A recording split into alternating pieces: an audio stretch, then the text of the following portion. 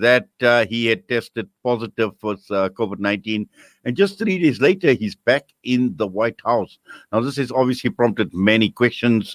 And one of them has been, does Trump really have COVID, or has he just got a nasty cold?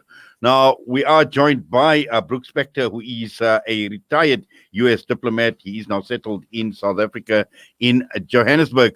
Brooks, good morning to you. Welcome to the show. Good morning. Good to be with you. And even if it's a cloudy, dark kind of morning out here today. Yes, certainly is. And obviously the thunderstorms yesterday, quite scary. But Brooks, let's talk about this unpredictable man, loose cannon, Yeah, Donald Trump. I think that's a useful word. Yes, certainly. And obviously, he announced 3 days ago that he had tested positive. He's back in the White House, and it is election year in the United States of America. And many questions are being raised in terms of the impact. How will this actually affect the U.S. election? Is this a PR exercise? Does the man really have COVID-19? Is it a nasty cold? Too many questions, Brooks. Well, I think there are a lot of questions. Some of them could be fairly easily dealt with. I think it was pretty clear. A lot of doctors have spoken to the question, and doctors analyzing the responses. And I'm pretty confident he had tested positive and he had symptoms. And it's clear that about a dozen more people associated with the White House or who have attended events there in recent days have also tested positive, and they're putting themselves into self-quarantining for the most part. The fact that he tested positive and had symptoms, I think no one would do that to themselves with less than a month to go in an election where they are behind significantly by almost any measure as a sort of a final desperate ploy for sympathy votes, because it hasn't worked. I mean, the bottom line is you really need to be out and around and speaking with and to voters and potential voters much more than you need to be cloistered in a room with an intravenous feeding tube and drugs, being fed into your body intravenously or whatever was going on. Even though he then checked himself out of Walter Reed Military Medical Facility, the doctors agreed to let him do it, but they were clearly not enthusiastic about it. Now he's back in the White House. He gave a presentation just before he went inside, saying that he felt better than he has for the last 20 years. And the medical evidence that I've heard or read says that's clearly a psychological effect from one of the very strong steroid drugs that he was taking that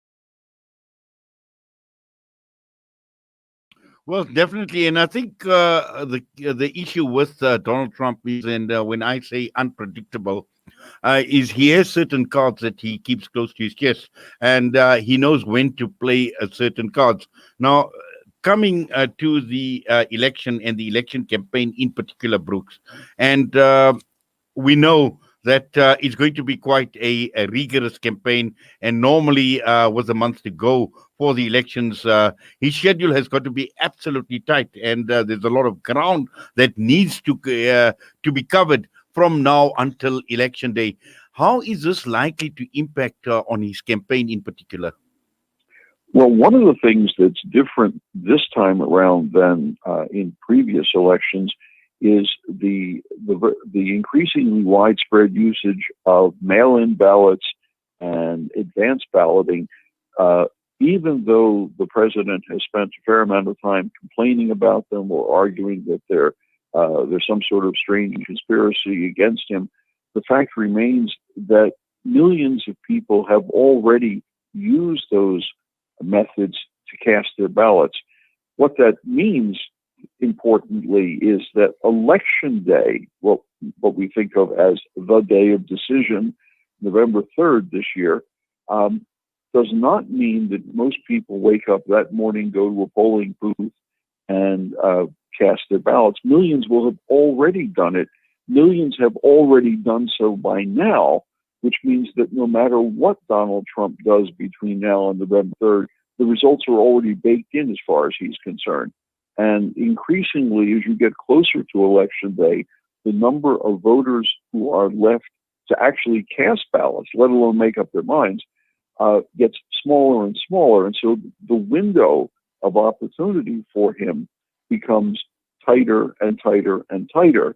And if you are trailing in opinion polls, as he is in every single one of the polls that have been taken, now they're not predictions, and they're a snapshot of views at that time. So I don't want to use them as sort of like a Ouija board to tell us where the election will end up. But because all of the polls, the popular vote nationally and the individual swing state polls, all of them are beginning to show that Donald Trump is behind. And because so many of the voters will have already cast their ballots, the opportunities for him and his ticket to collect more votes becomes less and less. And one of the collateral effects of this, of course, is that in the races for the Senate, there are 35 senators up for re-election this year. And this time around, 2/3 of those are Republicans, rather than 1/3, as opposed to 1/3 being seats held by Democrats at this point.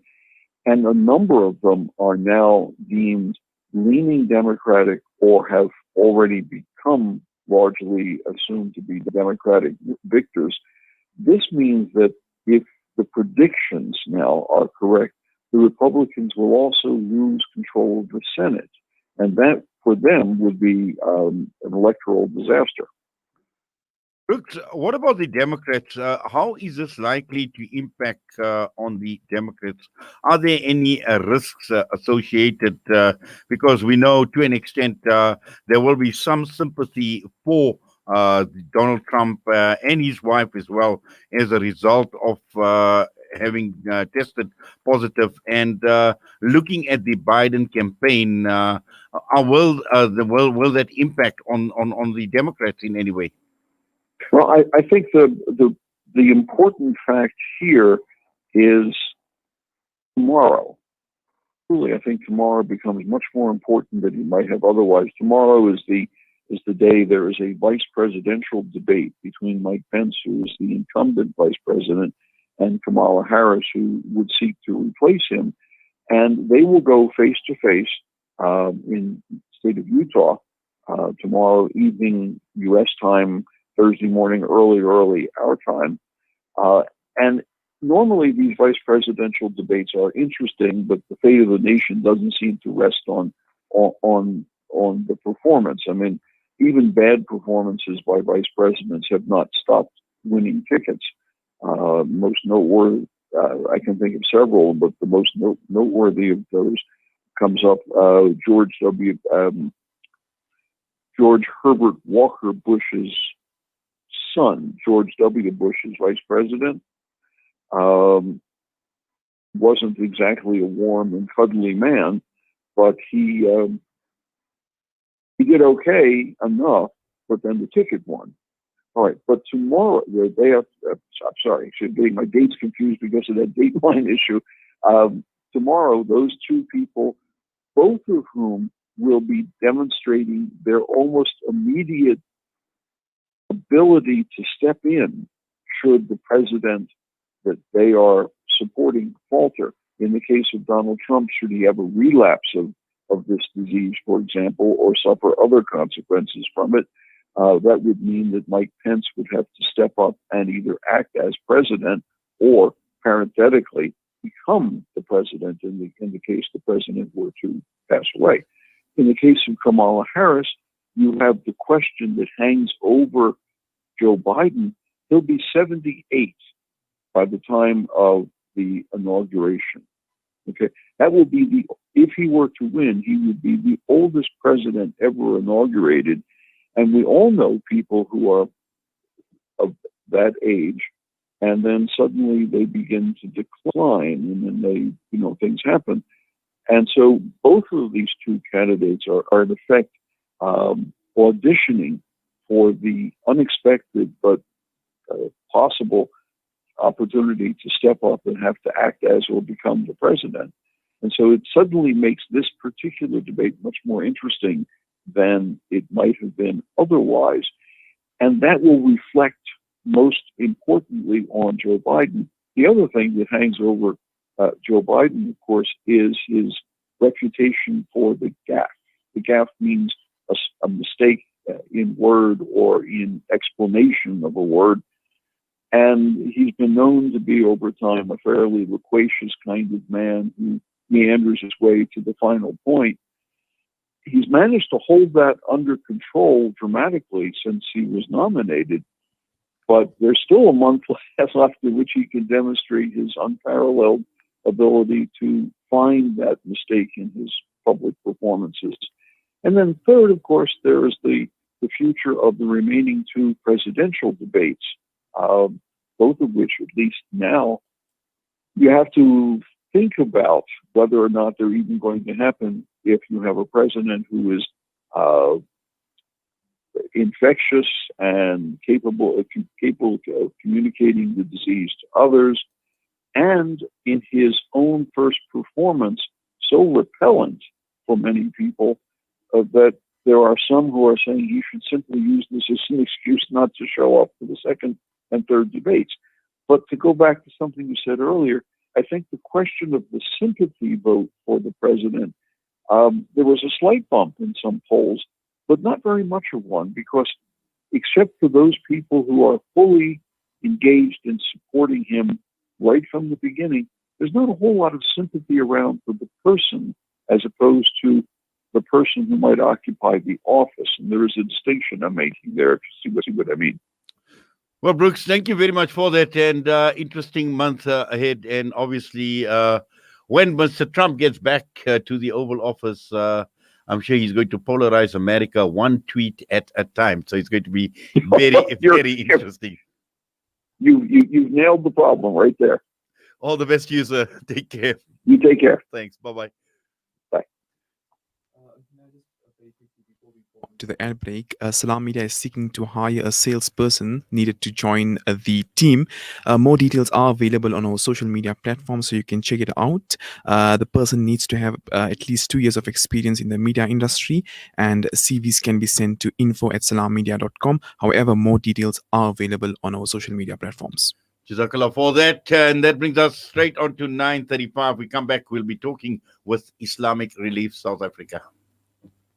Discover the Africa of your dreams and surround yourself with her spectacular beauty. Relax beneath her serene sunsets and explore wildlife at its natural best. It's where the pride of Africa comes together. The Kwantu Private Game Reserve. Get to know the Big Five or cruise on an elephant safari game drive. Interact with lion and tiger cubs and enjoy world-class halal cuisine while we pamper you during your 5-star stay. Indulge in the true African experience. For reservations, call now on 042-203-1400 or visit kwantu.co.za.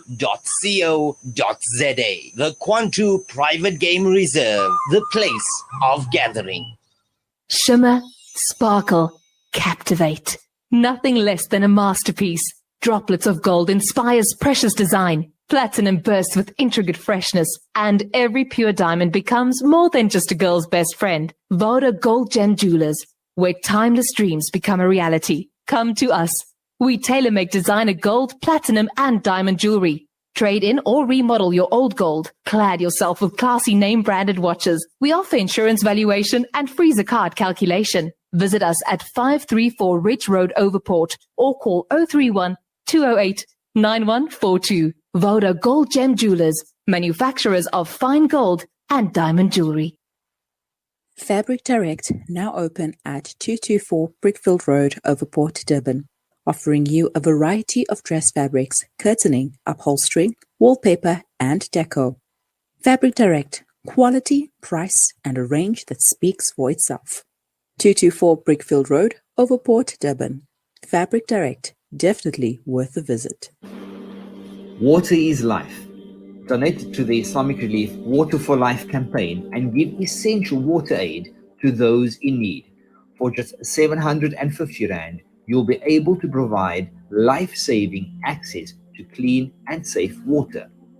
That can transform communities, prevent diseases, bring relief. Together, we can make clean water a reality. Give water, give life. Donate to Islamic Relief. www.islamic-relief.org.za.